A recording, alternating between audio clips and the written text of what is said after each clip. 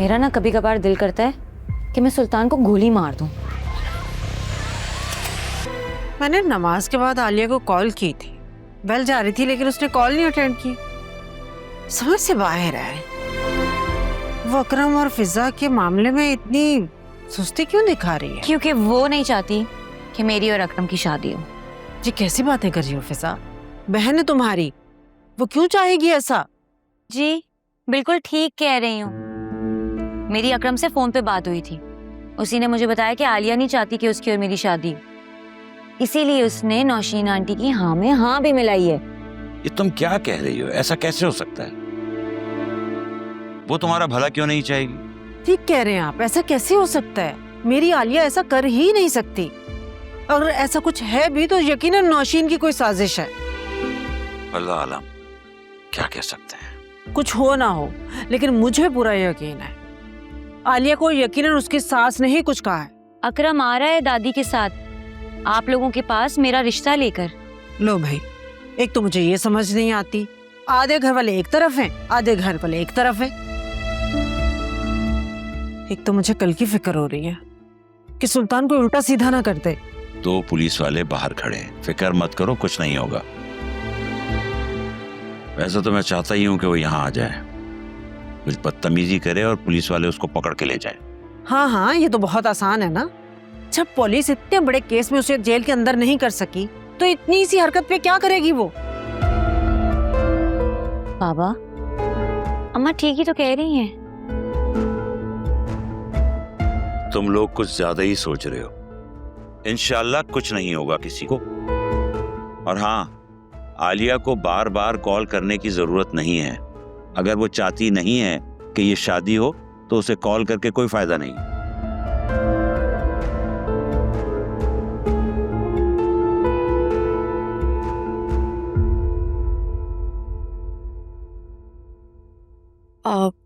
आपने मुझे बुलाया? हाँ भाई, बुलाया था, बिल्कुल बुलाया था। अब तुम्हारा शौहर यहाँ नहीं है तो क्या तुम हम सब लोगों के साथ बैठ के खाना भी नहीं खाओगी? अरे भाई बैठ जाओ। जुनैरा, प्लेट दो भाभी को, खाना सर्व करो इसे। भाभी आप लेना, आपको क्या चाहिए? ये ले, मैं आपको वो दूं? ये सूरज कहाँ से निकला है? अम्मा, सूरज वहीं से निकला है जहां से रोज निकलता है। और आपके इस टॉन्ट का क्या मतलब है? आपको क्या लगता है मैं हालिया का ख्याल नहीं रखती? अगर तुम कह रही तो ठीक ही कह रही होंगी।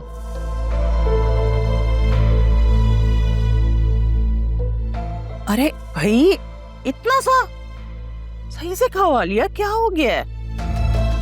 भाई देखो, कल को तुम्हारा शौहर आके कहीं हमसे ये ना कहे कि किसी ने मेरी बीवी का ख्याल ही नहीं रखा। आपको मुझसे क्या काम है?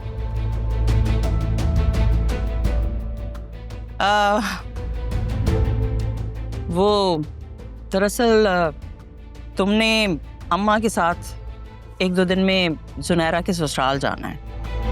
वो लोग तुमसे मिलना चाहते हैं। मुझसे? लेकिन क्यों? क्योंकि मैं तो इद्दत में हूं ना, मैं तो जा नहीं सकती। और अकरम को तुम जानती हो अच्छी तरह कितना इमोशनल है वो, उसके तो जाने का सवाल ही पैदा नहीं होता। इसलिए तुम ही चली जाना अम्मा के साथ। भाभी, अनीता आंटी ने कहा था कि वो सिर्फ आपसे मिलना चाहती हैं। वो आपसे काफ़ी इंस्पायर्ड हैं और वो मेरे और शान के फ्यूचर के बारे में भी सिर्फ आपसे बात करेंगी। फिर तो मुझे ज़रूर जाना होगा, है ना आंटी?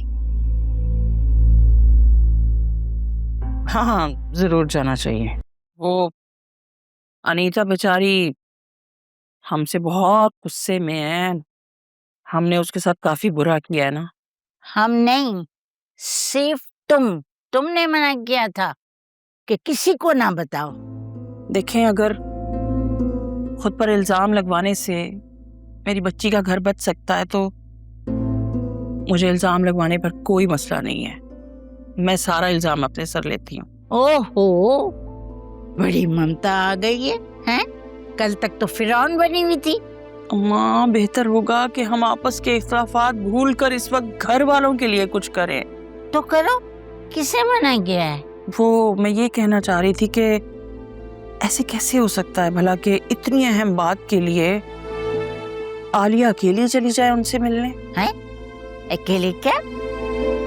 बड़ी समझदार है और ये शादीशुदा है। वो जितने लोगों को बरतती है ना रोजाना ऑफिस में, अच्छी तरह से वो बात कर लेगी। फिर भी अम्मा मौके की नजाकत को तो समझे ना।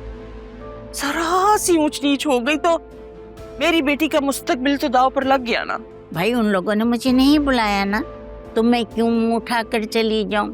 मामला बहुत नाजुक है, कहीं उल्टा सीधा हो गया तो क्या करूंगी? अरे नहीं होंगे नाराज, आपसे तो बिल्कुल भी नाराज नहीं होंगे। आप बड़ी हैं, बल्कि आपका तो कुछ लिहाज रखेंगे वो। अरे ये बताओ, तुमने कभी मेरा लिहाज किया? नहीं किया ना। अरे वो जमाना नहीं है जो पहले लोग जो है बड़ों की इज्जत करते थे, बड़ों का एहतराम करते थे। अब तुम्हारी बेटी को देख लो, कितनी अहम बात हो रही है और वो मोबाइल में लगी हुई है।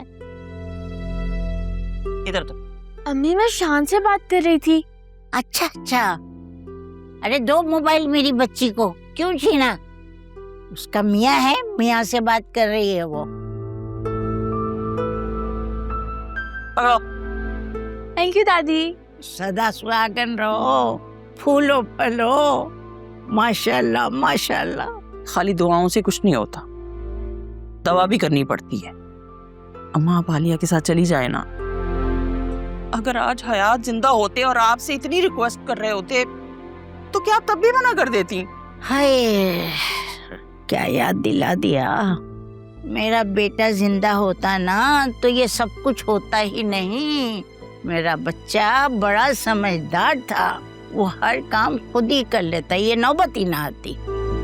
चलो ठीक है, मैं चली जाऊंगी आलिया के साथ, लेकिन तुम्हें भी मेरी बात माननी होगी कि तुम अकरम और फिजा के रिश्ते के लिए जल्दी से हाँ कर दो।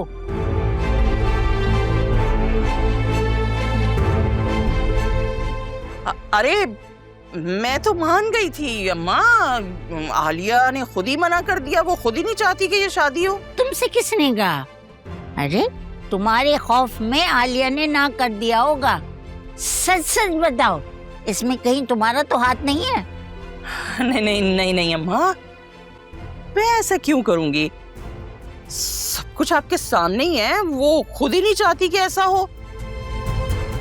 मुझे लगता है कि उसे भी अंदाजा हो गया है कि बेवकूफ़ी है एक ही घर की दो लड़कियों का एक ससुराल में होना। और अम्मा वैसे भी जब तक जुनैरा का मामला सेट नहीं हो जाता तब तक इस मामले पे बात करना बेवकूफ़ी है। अरे वो लोग वहाँ बहुत परेशान हैं, उनकी लड़की महफूज नहीं है वहाँ पर, इसलिए वो लोग चाह रहे हैं कि जल्दी से निकाह हो जाए। तुम भी मेरी कान खोल कर बात सुन लो, अगर तुम अकरम का रिश्ता फिजा के लिए लेके नहीं गई ना तो मैं भी जुनैरा के ससुराल नहीं जाऊंगी, चाहे तुम कुछ भी कर लो। पहले जुनैरा का मामला एक तरफ करते हैं, फिर हम अकरम की भी कर देंगे। वैसे सुनो, मुझे तुम पे भरोसा बिल्कुल भी नहीं है। काम निकलने के बाद तुम्हारी नीयत बदल जाएगी। मेरी बेटी का मुस्तकबिल दांव पर लगा हुआ है और आप कहती हैं कि मेरी नीयत ठीक नहीं है। मैं आपको यकीन दिलाती हूँ, पहले आप और आलिया इस मामले को पार लगा दें, फिर हम दोनों की शादियां एक साथ कर देंगे। ठीक है, फिर मैंने अकरम को बता दिया है कि आप उसकी शादी के लिए राजी हो गए हैं।